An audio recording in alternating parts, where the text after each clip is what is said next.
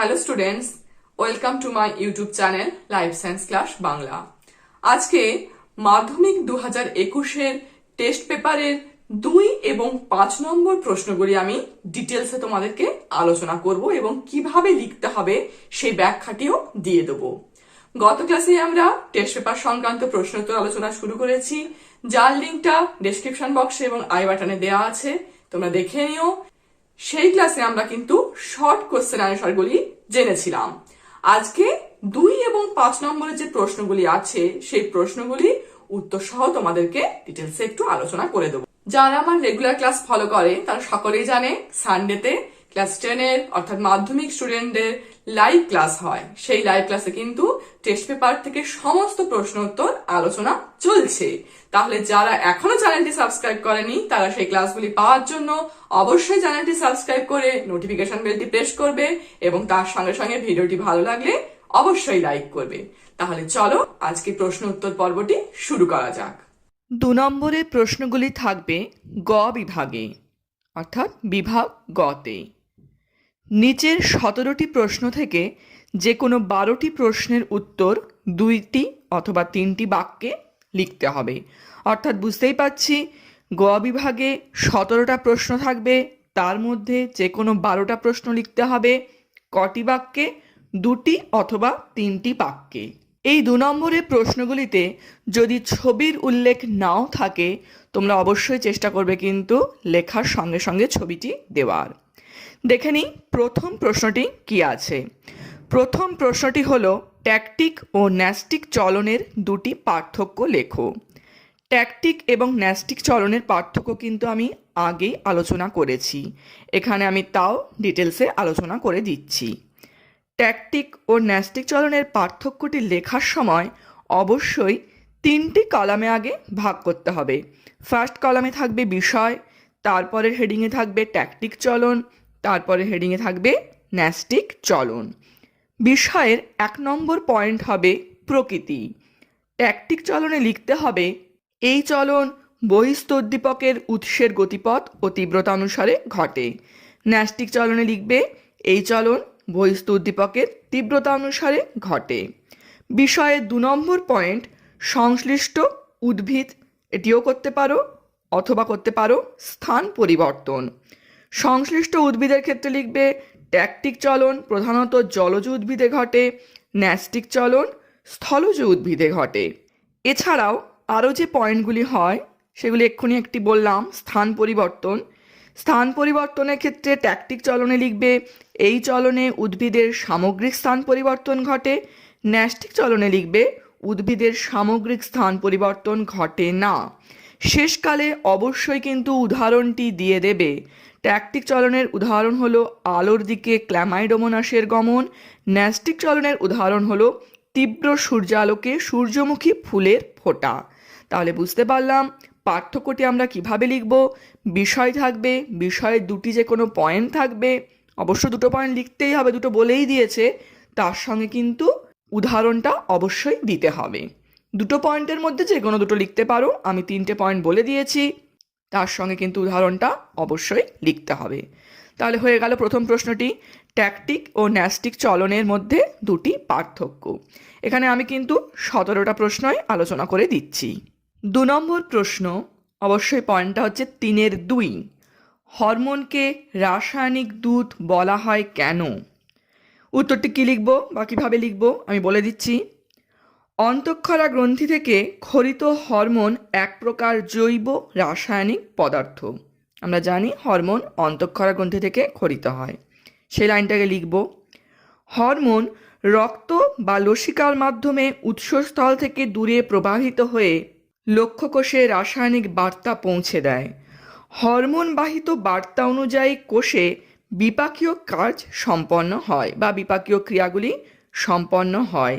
এই কারণের জন্যই হরমোনকে রাসায়নিক দূত বলা হয়। ব্যাখ্যাটি করলাম, এর সঙ্গে সঙ্গে কিন্তু উদাহরণটিও লিখে দিতে হবে। যে কোনো একটি উদাহরণ দিতে পারো যে অগ্রপিটুইটারি গ্রন্থি থেকে থাইরয়েড স্টিমুলেটিং হরমোন বা TSH হরমোন ক্ষরিত হয়, যা থাইরয়েড গ্রন্থিকে উদ্দীপিত করে বা থাইরয়েড গ্রন্থির বৃদ্ধিকে নিয়ন্ত্রণ করে এবং সেইখান থেকে তারপরে আবার থাইরক্সিন হরমোন ক্ষরিত হয়। তাহলে বুঝতেই পারা যাচ্ছে যে টিএসএইচ বা থাইরয়েড স্টিমুলেটিং হরমোন একটা রাসায়নিক পদার্থ অবশ্যই, কারণ এটি একটি হরমোন, এবং এ কী করছে, রাসায়নিক বার্তাটাকে তার লক্ষ্য কোষ থাইরয়েড গ্রন্থিতে পৌঁছে দিচ্ছে এবং তাকে উদ্দীপিত করে আবার হরমোন ক্ষরণে উদ্দীপিত করছে। তাহলে বোঝা গেল হরমোনকে রাসায়নিক দূত বলা হয় কেন। 3 নম্বর প্রশ্ন, মাছের গমনে পুচ্ছপাখনার ভূমিকা লেখো। আমরা জানি মাছের পুচ্ছপাখনার সংখ্যা হলো একটি। প্রথমে এই লাইনটা লিখতে হবে যে মাছের পুচ্ছপাখনার সংখ্যা একটি। মাছের গমনের ক্ষেত্রে ভূমিকা কি কি? অবশ্যই যেহেতু এখানে 2 নম্বর আছে, আমাদের কিন্তু 2টি পয়েন্ট লিখতেই হবে। 1 নম্বর পয়েন্ট, মাছের পুচ্ছপাখনা নৌকার হালের মতো মাছকে দিক পরিবর্তনে সাহায্য করে। 2 নম্বর, জলের উপর পুচ্ছের বা লেজের আঘাতে যে বল তৈরি হয় তার প্রভাবে মাছের গমন ঘটে। তাহলে বুঝতে পারলাম মাছের গমনে পুচ্ছপাখনার ভূমিকা কী। এর সঙ্গে কিন্তু অবশ্যই পুচ্ছপাখনার চিত্রটি অঙ্কন করে দিতে হবে ছোট করে। 4 নম্বর প্রশ্ন, মেনিনজেস ও সিএসএফ এর একটি করে কাজ লেখো। মেনিনজেস ও সিএসএফ এর একটি করে কাজ লিখতে হবে। মেনিনজেস হচ্ছে মস্তিষ্কের আবরণীর নাম। মেনিনজেসের কাজ কি হবে? মেনিনজেস মস্তিষ্ক ও সুষুম্নাকাণ্ডকে বাহ্যিক আঘাত ও জীবাণু সংক্রমণের হাত থেকে রক্ষা করে এবং মেনিনজেসের পায়ামেটার স্তরটি মস্তিষ্কে রক্ত সরবরাহ করে। এটি হলো মেনিনজেসের কাজ। এরপর সিএসএফ এর কাজটি লিখতে হবে। হেডিং করব সিএসএফ এর কাজ। সিএসএফ এর অনেক কাজ আছে। সিএসএফ এর সম্পূর্ণ নাম সেরিব্রোস্পাইনাল ফ্লুইড। সিএসএফ এর একটি কাজ হলো স্নায়ুকোষ সমূহকে পুষ্টি পদার্থ, অক্সিজেন প্রভৃতি সরবরাহ করা এবং স্নায়ুকোষ থেকে বিপাকজাত দূষিত পদার্থ অপসারণ করা। আরেকটি কাজও হতে পারে মস্তিষ্কে অভ্যন্তরীণ যান্ত্রিক চাপের সমতা বজায় রাখতে সাহায্য করে সিএসএফ। 5 নম্বর প্রশ্ন, রক্তের শর্করার মাত্রা নিয়ন্ত্রণে ইনসুলিন হরমোনের ভূমিকা উল্লেখ করো। এটি কিন্তু একটু পয়েন্ট আকারে লিখলে ভালো হয়। আমি বলে দিচ্ছি, একটু তোমরা মন দিয়ে শুনে নাও। 4টি পয়েন্ট করে এটি লিখব। হেডিং করব রক্ত শর্করা নিয়ন্ত্রণে ইনসুলিন হরমোনের ভূমিকা। 1 নম্বর পয়েন্ট, রক্তে গ্লুকোজের স্বাভাবিক মাত্রা হলো 80 থেকে 120 মিলিগ্রাম পার 100 মিলিলিটার, অর্থাৎ 100 ml। রক্তে গ্লুকোজের মাত্রা স্বাভাবিকের তুলনায় বৃদ্ধি পেলে অগ্নাশয় গ্রন্থির আইলেটস অব ল্যাঙ্গারেন্সের বিটা কোষ উদ্দীপিত হয় এবং অধিক পরিমাণ ইনসুলিন ক্ষরিত হয়। এটি হলো প্রথম পয়েন্ট। 2 নম্বর পয়েন্ট, ইনসুলিন কলাকোষের ভেদ্যতা বাড়িয়ে রক্ত থেকে গ্লুকোজের অপসারণ ঘটায় এবং হেক্সোকাইনেজ উৎসেচকের সক্রিয়তা বৃদ্ধি করে কলাকোষে গ্লুকোজের জারণটাকে ত্বরান্বিত করে। 3 নম্বর পয়েন্ট, প্রধানত যকৃৎ ও পেশিকোষে ইনসুলিন গ্লাইকোজেন সিনথেটেজ উৎসেচকের সক্রিয়তা বৃদ্ধি করে, ফলে গ্লাইকোজেনেসিস ত্বরান্বিত হয়। 4 নম্বর পয়েন্ট, ইনসুলিন যকৃতে ফসফোরাইলেজ উৎসেচকের সক্রিয়তা হ্রাস করে, ফলে গ্লাইকোজেনোলাইসিস বাধাপ্রাপ্ত হয় এবং গ্লুকোজ সংশ্লেষে বাধা ঘটে। সুতরাং সামগ্রিকভাবে ইনসুলিন রক্তে শর্করা বা গ্লুকোজের পরিমাণ হ্রাস করে স্বাভাবিক মাত্রা বজায় রাখে। এইভাবে লিখলে কিন্তু প্রশ্নটিতে 2-এ 2 অবশ্যই তোমরা পাবে। 6 নম্বর প্রশ্ন, অগ্নাশয়কে মিশ্র গ্রন্থি বলা হয় কেন? অগ্নাশয় গ্রন্থি অন্তঃক্ষরা এবং বহিঃক্ষরা উভয়ের সমন্বয়ে গঠিত হয়। অগ্নাশয় গ্রন্থি বহিঃক্ষরা অংশ বা অ্যাসিনি যেটিকে বলি এবং অন্তঃক্ষরা অংশ আইলেটস অব ল্যাঙ্গারেন্স দ্বারা গঠিত। তাহলে প্রথমে বলবো বহিঃক্ষরা এবং অন্তঃক্ষরা এই দুইয়ের সমন্বয়ে গঠিত হয়। তারপরে বহিঃক্ষরা অংশটির নাম বলবো অ্যাসিনি এবং অন্তঃক্ষরা অংশটির নাম বলবো আইলেটস অব ল্যাঙ্গারেন্স দ্বারা গঠিত হয়। এই গ্রন্থি থেকে একই সঙ্গে উৎসেচক এবং হরমোন ক্ষরিত হয়। উৎসেচক ক্ষরিত হয় অগ্নাশয় গ্রন্থির বহিঃক্ষরা অংশ থেকে এবং হরমোন ক্ষরিত হয় অগ্নাশয় গ্রন্থির অন্তঃক্ষরা অংশ থেকে। এই জন্যই অগ্নাশয় গ্রন্থিকে মিশ্র গ্রন্থি বা মিক্সড গ্ল্যান্ড বলা হয়। এর সঙ্গে সঙ্গে কিন্তু উদাহরণটি দিয়ে দিতে হবে অগ্নাশয়ের অন্তঃক্ষরা গ্রন্থি থেকে কি হরমোন ক্ষরিত হয় এবং অগ্নাশয়ের বহিঃক্ষরা অংশ থেকে কি উৎসেচকটি খরিত হয়। তাহলে কিন্তু তোমরা এই প্রশ্নটিতে 2-এ 2 পাবে। 7 নম্বর প্রশ্নটি হলো, তুমি হঠাৎ করে গরম বস্তু স্পর্শ করে হাতটিকে সরিয়ে নিলে। এই প্রতিক্রিয়া সম্পর্কিত স্নায়বিক পত্রটি শব্দচিত্রের সাহায্যে দেখাও। এটা কিন্তু আমি আগেই বোর্ডে ব্যাখ্যা করে দিয়েছি কিভাবে রেখাচিত্রের মাধ্যমে এটি লিখতে হবে। এখানে যেহেতু শব্দচিত্র বলেছে, অবশ্যই তোমরা তীর তীর দিয়েই লিখবে। প্রথমে কি লিখবে? গ্রাহক। গ্রাহক এখানে কে হবে? ত্বক। সেখান থেকে তীর চিহ্ন দিয়ে তোমরা লিখবে সংজ্ঞাবহ স্নায়ু। সেখান থেকে তীর চিহ্ন দিয়ে লিখবে কেন্দ্রীয় স্নায়ুতন্ত্র। কেন্দ্রীয় স্নায়ুতন্ত্রের মধ্যে দুটি অংশ, মস্তিষ্ক ও সুষুম্নাকাণ্ড। কেন্দ্রীয় স্নায়ুতন্ত্র থেকে আবার তীর চিহ্ন দিয়ে লিখবে আজ্ঞাবহ স্নায়ু বা চেষ্টীয় স্নায়ু। আজ্ঞাবহ স্নায়ু থেকে তীর চিহ্ন দিয়ে লিখবে কারক। কারকের নিচে ব্র্যাকেটে লিখে দেবে অস্থি বা কঙ্কাল পেশি। এটি হলো এর শব্দচিত্র। 8 নম্বর প্রশ্ন, ক্যারিওকাইনেসিসের পর সাইটোকাইনেসিস না ঘটলে কি হবে? এই প্রশ্নটি কিন্তু এবারে অবশ্যই আসবে। ক্যারিওকাইনেসিসের পর সাইটোকাইনেসিস না ঘটলে কি হবে? ক্যারিওকাইনেসিস কথাটির অর্থ আগে তোমরা লিখে দেবে। ক্যারিওকাইনেসিস মানে নিউক্লিয়াসের বিভাজন, সাইটোকাইনেসিস মানে সাইটোপ্লাজমের বিভাজন। এই দুটি লাইন লেখার পর তোমরা ব্যাখ্যাটি করতে শুরু করবে। কি লিখবে? নিউক্লিয়াস বিভাজনের পর এখানে কিন্তু একটু উল্লেখ করে দেবে যে একটি কোষে বা মাতৃকোষে নিউক্লিয়াস বিভাজনের পর সাইটোকাইনেসিস না ঘটলে দুটি অপত্য কোষ সৃষ্টি হবে না, বরং একটি কোষেই নিউক্লিয়াসের সংখ্যা দ্বিগুণ হয়ে বাড়তে থাকবে। ফলে একাধিক নিউক্লিয়াসযুক্ত কোষ সৃষ্টি হবে। এই রকম একাধিক নিউক্লিয়াসযুক্ত উদ্ভিদ কোষকে সিনোসাইট এবং প্রাণী কোষকে সিনসাইটিয়াম বলা হয়। এইভাবে ব্যাখ্যা করবে। ব্যাখ্যা করার পর পারলে এটি একটি চিত্র আকারে এঁকে দিও যে একটা কোষের মধ্যেই নিউক্লিয়াসটা কীভাবে দ্বিগুণ হারে বাড়ছে। তাহলে কিন্তু পরীক্ষকের বুঝতে সুবিধা হবে যে তোমরা এই ব্যাপারটি খুব ডিটেলসে বুঝতে পেরেছো।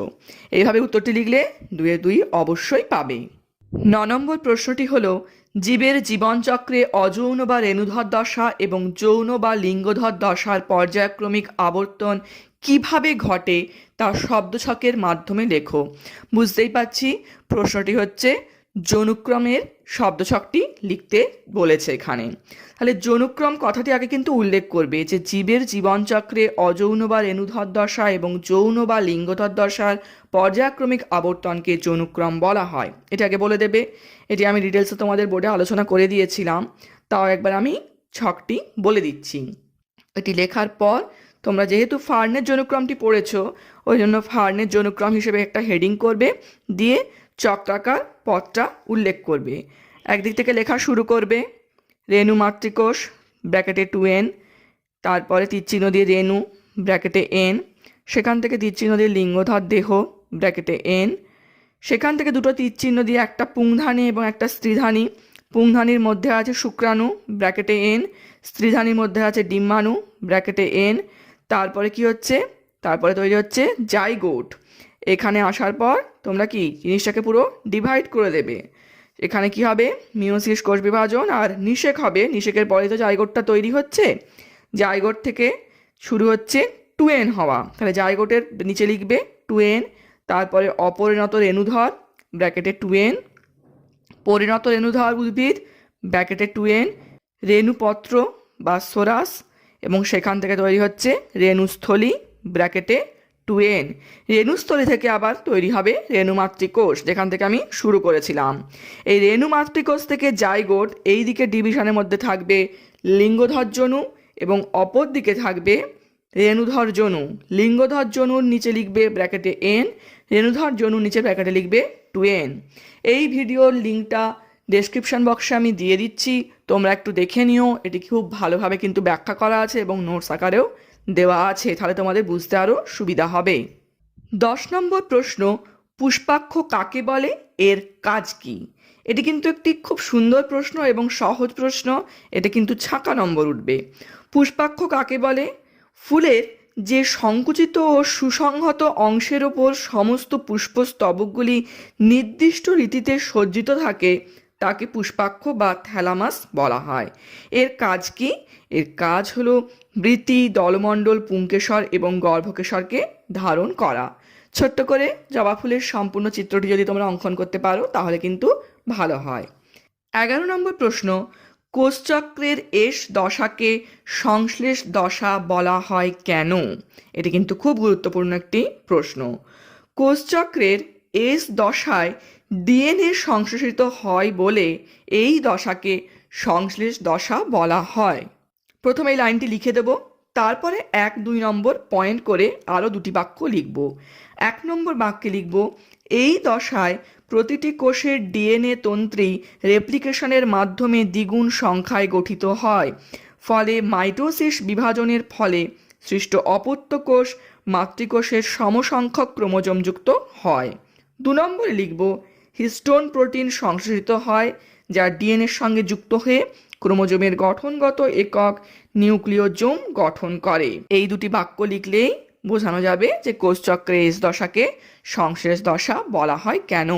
12 নম্বর প্রশ্ন, অঙ্গজ, অযৌন ও যৌন জননের মধ্যে কোনটি উন্নততম এবং কেন? অঙ্গজ, অযৌন ও যৌন জননের মধ্যে উন্নততম জনন প্রক্রিয়াটি হল যৌন জনন। কেনটি কিভাবে ব্যাখ্যা করব?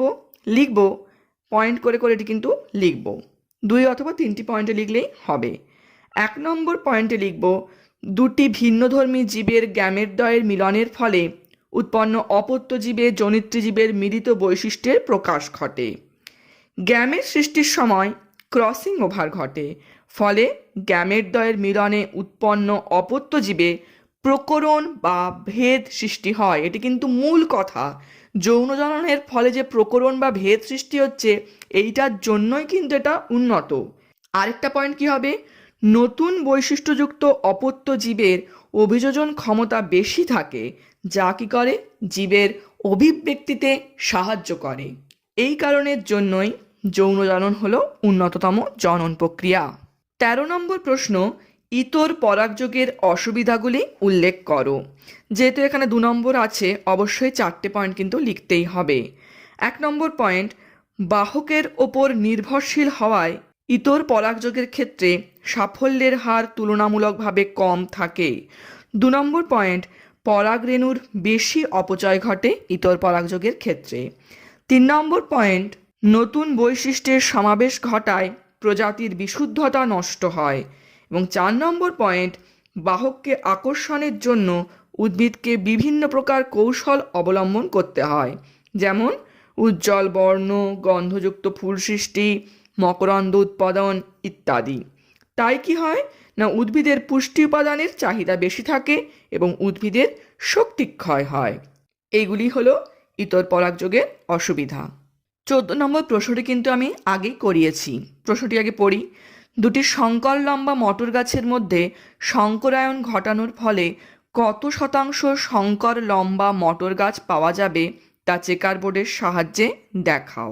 তাহলে বুঝতেই পাচ্ছি এখানে বলেছে দুটো শঙ্কর লম্বা, মানে capital T small tea into capital T small tea, তাদের মধ্যে শঙ্করায়ন ঘটানো হলো। তারপরে 4টি অপত্য উৎপন্ন হলো F1 জনুতে। সেই অপত্যগুলিকে চেকার বোর্ডের মাধ্যমে আমি দেখাবো। দেখানোর পরে বলবো কত শতাংশ শঙ্কর লম্বা মটর গাছ পাওয়া যাবে। তোমরা এই চেকার বোর্ডটি খুব সহজেই করতে পারবে, আমি জানি। চেকার বোর্ডের একদিকে লিখবে ক্যাপিটাল টি স্মল টি আর একদিকে ক্যাপিটাল টি স্মল টি। প্রথমে হবে ক্যাপিটাল টি অর্থাৎ বিশুদ্ধ লম্বা, তারপরে হবে ক্যাপিটাল টি স্মল টি অর্থাৎ শঙ্কর লম্বা, তারপরে হবে ক্যাপিটাল টি স্মল টি অর্থাৎ শঙ্কর লম্বা, এবং লাস্টে হবে স্মল টি বিশুদ্ধ বেঁটে। তাহলে এখানে বুঝতেই পাচ্ছি শঙ্কর লম্বা কত % পাওয়া যাবে? 50% শঙ্কর লম্বা মটর গাছ পাওয়া যাবে। এটি কিন্তু খুব ভালোভাবে তোমরা করবে। এটি করলে কিন্তু ফুল মার্কস, মানে ছাঁকা নম্বর তোমরা পাবে। 15 নম্বর প্রশ্নটি হলো, টেস্ট ক্রসের সাহায্যে কিভাবে কোনো জীবের জিনোটাইপ নির্ণয় করা যায়? টেস্ট ক্রস কাকে বলে? যে কোনো জীবের নির্দিষ্ট বৈশিষ্ট্যের জিনোটাইপ নির্ণয়ের জন্য ওই জীবের সঙ্গে সেই বৈশিষ্ট্যের বিশুদ্ধ হোমোজাইগাস প্রচ্ছন্ন জিনোটাইপযুক্ত জীবের শঙ্করায়ন ঘটানোর পদ্ধতিকেই টেস্ট ক্রস বলা হয়। এখানে প্রশ্নটা করেছে টেস্ট ক্রসের সাহায্যে কিভাবে কোনো জীবের জিনোটাইপ নির্ণয় করব। উদাহরণের মাধ্যমে বুঝিয়ে দেবে এবং একটি পারলে চেকারবোর্ডও করে দিও। কীরকম করবে না, একটা বিশুদ্ধ লম্বা মটর গাছের সঙ্গে যদি বিশুদ্ধ বেঁটে মটর গাছের সংকরায়ন ঘটানো হয়, তাহলে সেক্ষেত্রে তোমাদের F1 জনুতে কী ধরনের গ্যামেট উৎপন্ন হবে সেটা কিন্তু তোমরা জানো। সেটা তোমরা বার করার পরে তোমরা ব্যাখ্যাটা এরকম করবে যে F1 জনুর জীবের সঙ্গে প্রচ্ছন্ন বৈশিষ্ট্য সম্পন্ন জীবের সংকরায়ন ঘটালে যদি ফেনোটাইপিক অনুপাত 1:1 হয়, তাহলে F1 জনুর জীবটির জিনোটাইপ অবশ্যই হেটারোজাইগাস বা সংকর প্রকৃতির হবে। তাহলে দেখো, এখানে একটি কথা বলছি যে F1 জনুর জীবের সঙ্গে প্রচ্ছন্ন বৈশিষ্ট্য সম্পন্ন জীবের সংকরায়ন ঘটালে ফেনোটাইপিক অনুপাতটা যদি 1:1 হয়, তাহলে F1 জনুর জীবটির জিনোটাইপ অবশ্যই হেটারোজাইগাস প্রকৃতির হবে। তোমরা আবার ছকটি চেকারবোর্ড নাও করতে পারো, সরাসরি এভাবেই ব্যাখ্যা করতে পারো। আর 2 নম্বর কি, যদি টেস্ট ক্রসের ফলে কেবলমাত্র এক প্রকার ফেনোটাইপযুক্ত জীব সৃষ্টি হয়, তাহলে F1 জনুর অপত্য জীবের জিনোটাইপ হবে হোমোজাইগাস বা বিশুদ্ধ প্রকৃতির। এই যে শেষ দুটি পয়েন্ট আমি বললাম, এটি কিন্তু মেন উত্তর, মানে টেস্ট ক্রসের সাহায্যে কিভাবে জীবের জিনোটাইপ নির্ণয় করব তার মেন উত্তর কিন্তু এটি। তোমাদের যদি মনে হয় তোমরা চেকারবোর্ডটা কিন্তু উল্লেখ করে দিতে পারো, তাহলে ভালো হয়। 16 নম্বর প্রশ্ন, কোনো প্রচ্ছন্ন ফিনোটাইপ হেটারোজাইগাস হয় না কেন? এটাও কিন্তু খুব গুরুত্বপূর্ণ একটি প্রশ্ন। এই প্রশ্নটি আবার এইভাবেও আসতে পারে যে সংকর জীব সর্বদা হেটারোজাইগাস অবস্থায় থাকে কেন? এটি ঘুরিয়ে প্রশ্ন করেছে যে কোনো প্রচ্ছন্ন ফিনোটাইপ হেটারোজাইগাস হয় না কেন। আমরা জানি হেটারোজাইগাস অবস্থায় থাকে কে? সংকর জীব। এই সংকর জীবে বা হেটারোজাইগাস অবস্থায় থাকা জীবে সবসময় এক বা একাধিক বিপরীতধর্মী বৈশিষ্ট্য অবস্থান করে। এদের মধ্যে প্রকট বৈশিষ্ট্যটি প্রকাশিত হয় এবং প্রচ্ছন্ন বৈশিষ্ট্যটি সুপ্ত থাকে। অর্থাৎ সংকর জীব এক বা একাধিক বিপরীতধর্মী জিনযুক্ত হয় এবং গ্যামেট উৎপাদনকালে দুটি জিন বা ফ্যাক্টর পরস্পর থেকে পৃথক হয়ে যায়। প্রচ্ছন্ন ফেনোটাইপের মধ্যে কিন্তু কখনোই এক বা একাধিক বিপরীত বৈশিষ্ট্য অবস্থান করতে পারে না। সেই কারণের জন্যই কোনো প্রচ্ছন্ন ফেনোটাইপ হেটারোজাইগাস হয় না। 17 নম্বর প্রশ্নটি হলো, একজন বর্ণান্ধ পুরুষের সঙ্গে স্বাভাবিক মহিলার বিবাহ হলে তাদের সন্তানরা কীরূপ হবে চেকারবোর্ডের মাধ্যমে দেখাও। এই প্রশ্নটাও কিন্তু আমি বোর্ডে ভালোভাবেই ডিসকাস করে দিয়েছি, তাও আমি বলে দিচ্ছি। তাহলে তোমরা এখানে কি লিখবে? শুধুমাত্র চেকারবোর্ডের মাধ্যমে দেখাবে যে বর্ণান্ধ পুরুষের সঙ্গে স্বাভাবিক মহিলার বিবাহ হলে তাদের সন্তানরা কীরূপ হবে। প্রথমে একদিকে লিখবে পি জনু স্বাভাবিক মহিলা গুণিত বর্ণান্ধ পুরুষ। স্বাভাবিক মহিলার নিচে লিখবে XC+, কারণ মহিলা স্বাভাবিক। বর্ণান্ধ বিহীনটা কি হয়? C+। আর বর্ণান্ধ পুরুষের ক্ষেত্রে লিখবে XCY, কারণ বর্ণান্ধকে আমরা ডিনোট করি XC দিয়ে। নিচে লিখবে গ্যামেট। স্বাভাবিক মহিলার যেটা বললাম XC+, সেইখান থেকে একটি গ্যামেট উৎপন্ন হবে XC+। বর্ণান্ধ পুরুষ থেকে দুটি গ্যামেট উৎপন্ন হবে XC, আরেকটি হচ্ছে Y।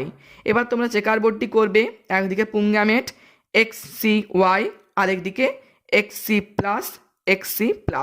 মানে পুংগ্যামেট আর স্ত্রীগ্যামেট দুদিকে লিখলে এবার চেকারবোর্ডটার মাধ্যমে প্রথমে যেটা উৎপন্ন হবে XC+XC, যেটি হলো বাহক কন্যা। নেক্সট XC+Y, যেটি হলো স্বাভাবিক পুত্র। নেক্সট XC+XC, যেটি হলো বাহক কন্যা। আরেকটি উৎপন্ন হবে, সেটি হলো XC+Y, যেটি হলো স্বাভাবিক পুত্র। তাহলে মোট 2 প্রকার অপত্য উৎপন্ন হবে, যার মধ্যে সকল কন্যাই হবে বাহক, অর্থাৎ 100% বাহক হবে। আমি বলেইছিলাম এক্ষেত্রে চেকারবোর্ডটিকে 200% বা 200% ধরতে হবে, আর সকল পুত্রই হবে স্বাভাবিক, কারণ এখানে বলেইছি 100% স্বাভাবিক পুত্র। চেকারবোর্ডটি বোঝা গেছে, এটি কিন্তু আমি করেও দিয়েছিলাম। তোমরা কিন্তু মাথায় রাখবে এখানে 50-50 নয়, এখানে 100%। তাহলে 100% কন্যা হলো বাহক, মানে মেয়েরা সবাই বাহক আর ছেলেরা সবাই স্বাভাবিক। ব্যাপারটি তাহলে বোঝা গেল। আজ তাহলে এই পর্যন্তই। আশা করি প্রত্যেকটা প্রশ্ন এবং উত্তর কিভাবে তোমরা লিখবে, পয়েন্ট আকারে লিখবে, তা সবই তোমরা বুঝতে পেরেছো। আমি ডিটেলসে সবটাই আলোচনা করে দিয়েছি। এইভাবে কিন্তু আমি 2 এবং 5 নম্বরের টেস্ট পেপারের প্রশ্নগুলো ডিটেলসে আলোচনা করে দেবো। আর শর্ট কোশ্চেনের জন্য তো বললামই, লাইভ ক্লাসটা অবশ্যই ফলো করো। ভিডিওটি ভালো লাগলে অবশ্যই লাইক করবে। চ্যানেলটি যারা এখনো সাবস্ক্রাইব করোনি, চ্যানেলটি সাবস্ক্রাইব করে নোটিফিকেশন বেলটি প্রেস করবে। Thank you.